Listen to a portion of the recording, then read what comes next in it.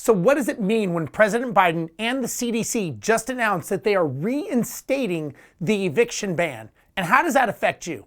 Well, if you're an investor and you are in one of these quote unquote substantial or high spread areas, it will affect you until at least October 3rd, if not longer. Now, the scary thing about this is it just means that they can keep extending this eviction ban over and over and over again for any reason that they want. The biggest challenge is that they have a lot of money that has been allocated to landlords, to renters, that they are not dispersing. To date, only 6.5% of the money that has been allocated has actually been dispersed. Now, in December of last year, they were allocated $25 billion. And then in March, they were allocated another $21.5 billion. And to date, they said only $3 billion has actually been dispersed. Now, I understand that there's a lot of renters out there that could be affected and lose their homes.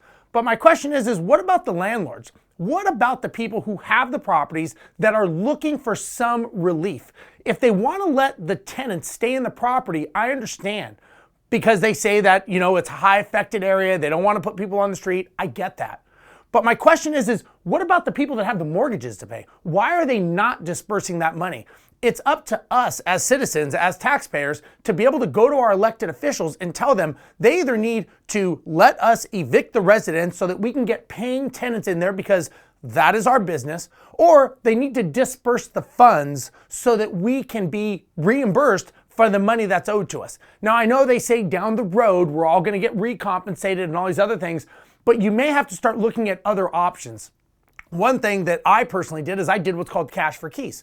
Cash for keys is where I actually went to the resident who wasn't paying and I said, listen, if you will actually leave the property and leave it in good condition, I will give you a certain amount of cash, and in exchange, you give me the keys. Now, before I say to do that, you need to make sure that that is legal in your area and that you actually can do that. But I will say that doing some other type of creative thing, now obviously make sure you're within the confines of the law and you're not doing anything that voids the lease contract that you have. But here's the thing. If you are in this area, you are basically going to be stuck with a renter in your property. If you're in a substantial or a high spread area, you are going to have a resident in your property till at least October 3rd. And then do you think they're going to let them out when it's in the wintertime and in the holidays? You're probably going to have that person in your property well into 2022. So you may want to start looking at other options. And one of those options could be selling the property. The best bet that you may have is to exit the deal, take that money, go buy something else. And that may be your only option. Obviously, I recommend you talk to legal counsel, talk to realtors, talk to everyone around you and see what you can do. But at the end of the day, you've got to look out for you and you've got to look out for your business. So yes, Biden did agree with the CDC. They did extend the eviction ban until October 3rd, and this will affect you if you are in that area.